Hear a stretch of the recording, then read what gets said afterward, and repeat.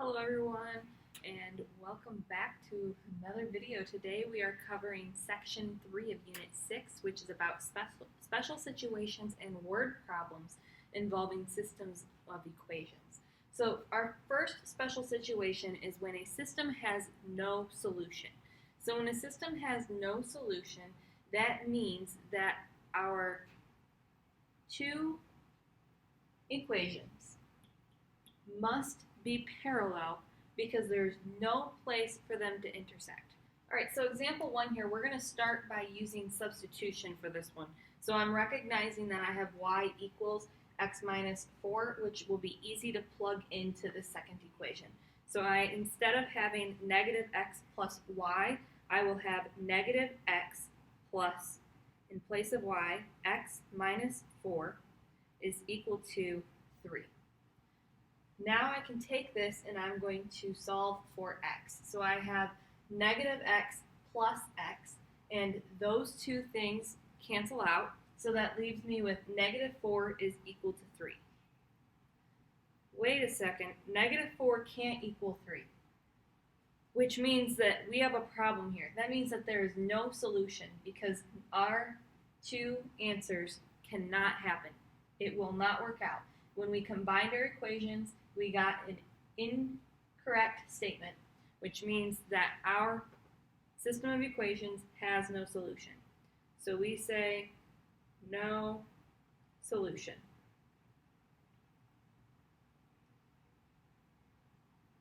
All right, let's take a look at example number 2.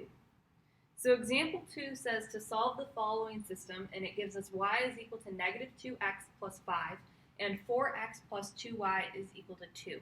So now this is another situation where substitution is a great method for solving because we already have a variable by itself on one side. So I'm going to again solve using substitution. So I have 4x plus 2 times y, but my y is now negative 2x plus 5.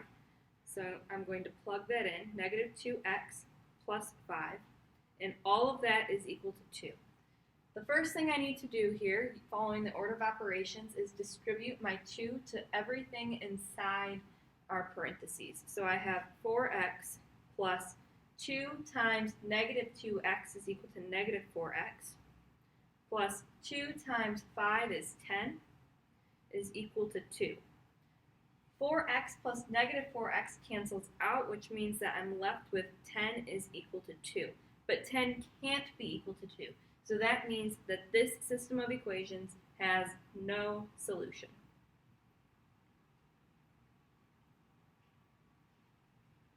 All right, so those are two examples of systems that have no solution. If you were to solve one of them with the elimination method, it would end up the same, where you have two pieces that cannot equal each other as your final sentence, so there will be no solution. And if you're graphing them, you're going to notice that the lines are parallel and they're never going to touch. So those are when we have no solution. Now let's take a look at a couple examples of systems that have infinite solutions. So that's the other special situation, is systems with infinitely many solutions. In example 3, it says to solve the following system, y is equal to 3x plus 2 and 3x minus y plus 2 is equal to 0. Now, in this situation, we already know that we're going to have infinitely many solutions, which means one thing, that these two equations have to be representing the same lines. So we're going to solve the system of equations, and you should end up with one of two results, depending on which method you're solving with.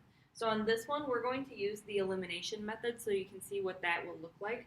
So I have y is equal to 3x plus 2, and 3x minus y plus 2 is equal to 0. So if I were to rearrange this system here, so I have y on the left and 3x plus 2 on the right, and this has the 3x, a y, and a 2 all on the left. So what I'm going to do is I am going to subtract out my 3x and my 2 from that side. So what that means is I have y equals 3x minus 2, and I'm subtracting out 3x, so that gives me negative 3x plus y is equal to 2, and now I'm going to subtract out the 2 as well, so that leaves me with negative 3x plus y minus 2 is equal to 0. So now I'm going to take that and I'm going to line that up with my second equation. So I have, this goes through our change, but that ends up with negative 3x plus y minus 2 is equal to 0. And then I'm going to rewrite my other equation below it, 3x minus y plus 2 is equal to 0. And I'm going to add those two things together. Before I do, does anybody notice what's happening here? I have negative 3x plus y minus 2. If I were to multiply this whole thing by negative 1, the whole equation, that would give me 3x minus y plus 2 is equal to 0. So these equations are actually the same. And when I add them together, that ends up with negative 3x plus 3x is 0. Y minus y is 0. Negative 2 plus 2 is 0. So this leaves me with 0 is equal to 0. So if your system ends up with something that is equal to itself, or you notice that you have two of the exact same lines, then that means that this has to be a solution that has infinitely many solutions. Infinitely many solutions. And that is because they are the same line. All right, let's take a look at example number 4 here. So you can see another example. So I have solved the following system. X plus 2y is equal to negative 4, and 6y is equal to negative 12 minus 3x. Now, this is a situation where none of the methods that we use can be solved with the format of the current equations. I just showed you an elimination method, so let's go ahead and do a substitution method. So I'm going to solve this equation for x because that is going to solve nice and easy without any division. I just have to move my 2y. So I have, instead of x plus 2y is equal to negative 4, I'm going to subtract 2y from both sides, and that leaves me with x is equal to negative 4 minus 2x. Now that I have, oh, sorry, that's minus 2y. So let's fix that, 2y. All right, so now I'm going to go ahead and I'm going to take this new value for x and I'm going to plug it into my other equation. So I have 6y is equal to negative 12 minus 3 times x, which is now negative 4 minus 2y. I'm going to start by distributing. So I have this negative 3 up front, so that's the same as plus negative 3. So negative 3 times negative 4 is equal to a positive 12. So I have, well, let me rewrite the first part. So I have negative 12 plus negative 3 times negative 4 is positive 12. And negative 3 times a negative 2y is equal to a positive 6y. So then that leaves me with 6y is equal to negative 12 plus 12 plus 6y. These two things cancel out, so that leaves me with 6y is equal to 6y. So anytime you're left with two things that are exactly the same, they're equal to each other, then that means, once again, that we have infinitely many solutions. Infinitely many solutions. Or you could say that it has infinite solutions. All right. So now we've looked at solving these, but there is one more thing we need to talk about, and that is that all systems of equations have classifications. So previously we have been solving systems of equations that only had one unique solution. And when they have one unique solution, that is something that we classify as being an independent system. It is an independent system because it has exactly one unique solution. These are a little different. So starting with these no solution systems, we classify systems with no solution as being an inconsistent system of equations. So let's go ahead and write that down.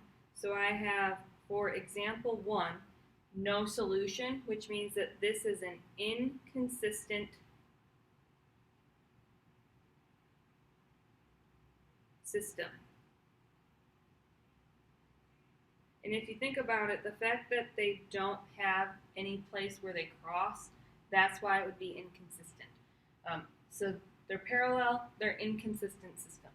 Same thing is happening for example 2. There is no solution, so we classify it as an inconsistent inconsistent system.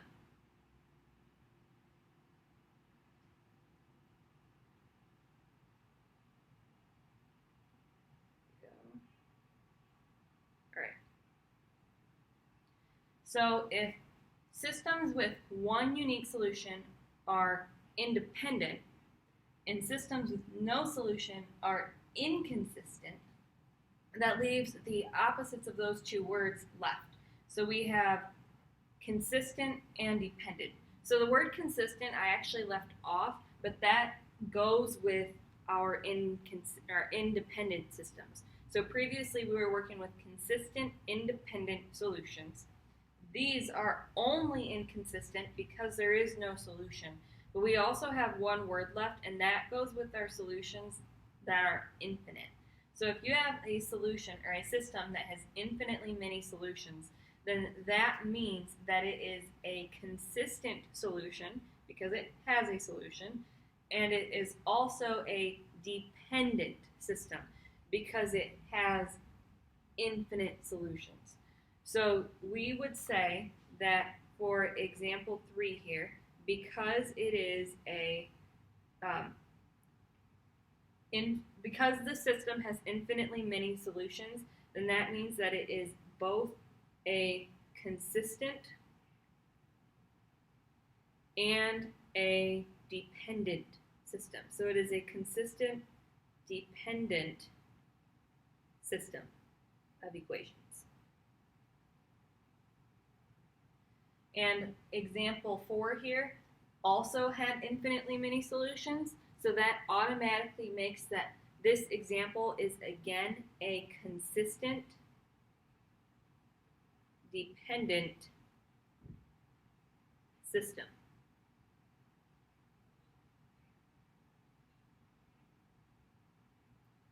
Go ahead and fix my end there.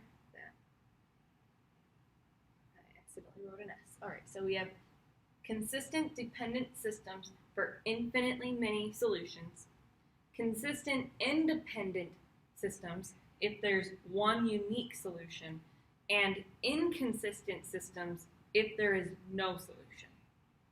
All right, so those are our special circumstances, but then we also have systems of equations that are given to us in a special format, which would be a word problem, which I know for many people is not their favorite format, but if you think about it, it's really just converting from the English language into the math language. So we're going to go ahead and practice a few of these so that we can work on our translating skills between our English sentences and our mathematical sentences. All right, starting with example 1 here, it says that Jenna is deciding between 2 cell phone plans. The first plan has a $50 sign-up fee and costs $20 per month.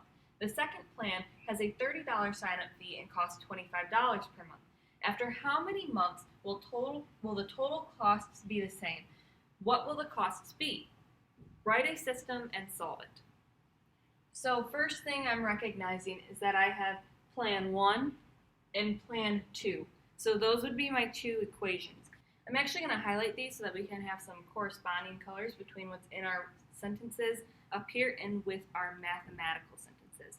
So I have that the first plan has a $50 sign-up fee and costs $20 per month, and the second plan, switch to orange here, has a $30 sign-up fee and costs $25 per month.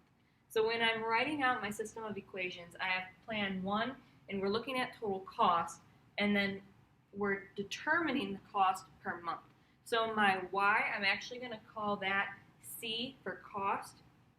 So I have C is equal to $50 from my initial sign up plus, because it says and, so I have plus $20 per month. So if it's per month, then that means that I have a variable here because this 20 is dependent on how many months. If it's 1 month, it's just going to be 20. If it's 2 months, it has to be 40. So I have 20 times the number of months. So I'm going to label that as n. So I'm working with C and n. Now I need to do the same thing for my second plan. So my second plan has a $30 sign-up fee and costs $25 per month. So my second plan will be expressed by the equation C has means equals $30 and means plus, $25 per means multiply, and month is our other variable m. So I have C is equal to 50 plus 20m and C is equal to 30 plus 25m.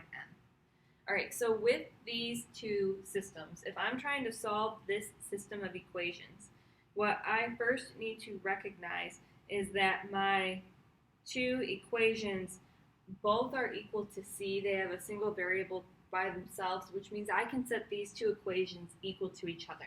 So that's what I'm going to do. So I have 30 plus 25m is equal to 50 plus 20m. We're going to solve and then plug in our answers to find our total cost for both systems. So this is actually going to solve for when the months will be the same. So that's what this will be. After how many months will the costs be the same? So I have 30 and 50 and then 25 and 20. So I like to work with positives, so I'm going to move this 20 out so that we're left with a positive value over here, and then if I move the 30, we'll have a positive value over here. So I have 20m that I'm going to subtract from both sides. And I'm also going to subtract 30 at the same time, so I'm subtracting 30 out from both sides. That leaves me with 5m is equal to 20. This is something that is pretty easy to solve, as 5 is a multiple of 20. So I'm going to subtract, or 20 is a multiple of 5, so I'm going to divide out the 5 on both sides. M is equal to 4. So that means that after 4 months the cost will be the same, but we still don't know what the cost is. So I need to take this and I'm going to plug it in to one of my equations. It doesn't matter which one because we just said that it's going to be the same. To check your work, plug it in both, and if it works out both times, then you will have it correct. So I'm going to take this 4 and I'm going to plug it into the first equation. So I have C is equal to 50 plus 20 times our total number of months, which is 4. 4 times 2 is equal to 8, so I'm really working with 50 plus 80. 8 plus 5 is equal to 13, which means that our total cost is equal to $130. Now, when we're writing a complete answer, that is something that should be written as a complete sentence. So my answer to this is that the plans will both cost $130 after 4 months, or at 4 months. And that sentence is our solution. All right, I'm going to clear this up and move my m equals 4 and recircle that so that we can see that better. All right, here we go. So there's my full problem here. Let's go ahead and look at example number 2 there. So I have Paige has $7.75 to buy 12 sheets of felt and cardstock for her scrapbook. The felt costs 50 cents per sheet and the cardstock costs 75 cents per sheet. How many sheets of each can Paige buy? All right, this one is a little more tricky to set up because you have to think about the fact that it's 12 sheets of felt and cardstock and it's $7.75 of 50 cents per sheet and 75 cents per sheet. So it's a little split up, but it keeps common things together. So money goes with money, and number of sheets goes with number of sheets. So to set this up, let's go ahead and highlight again. So I'm going to make my second equation be the number of sheets.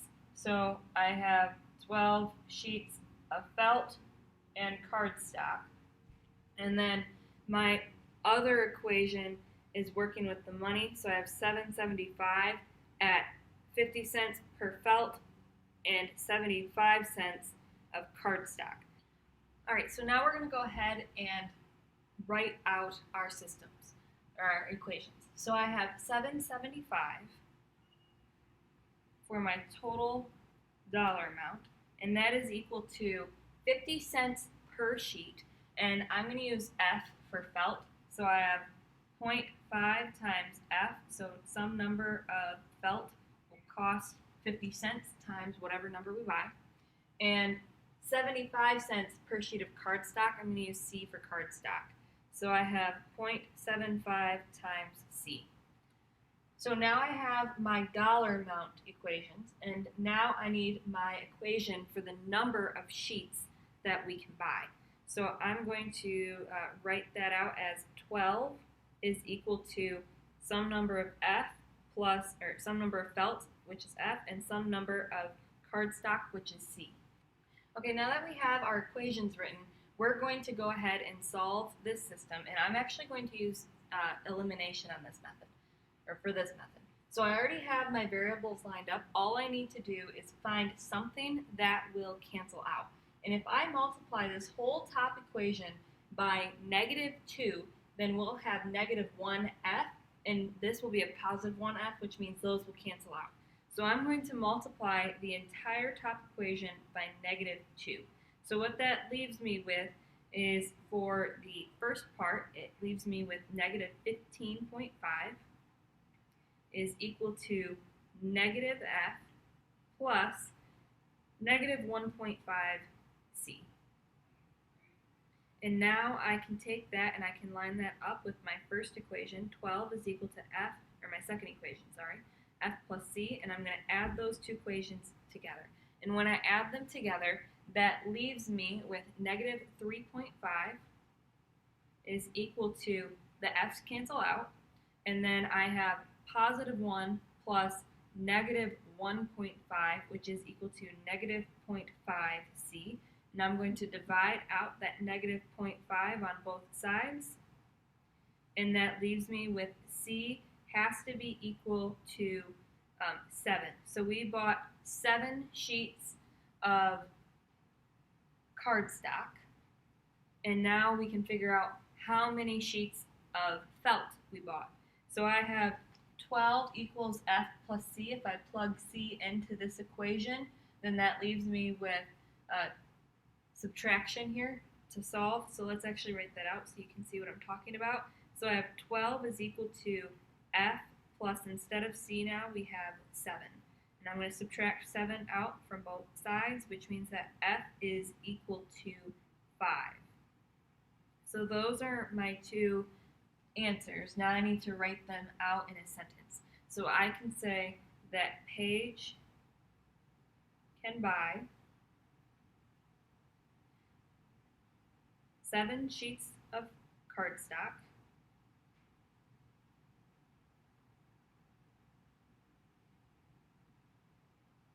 and 5 sheets of felt. And that is my final answer. All right, for example 3, it actually works much in the same way, so we're not going to solve through this one, but I will go through the setup process.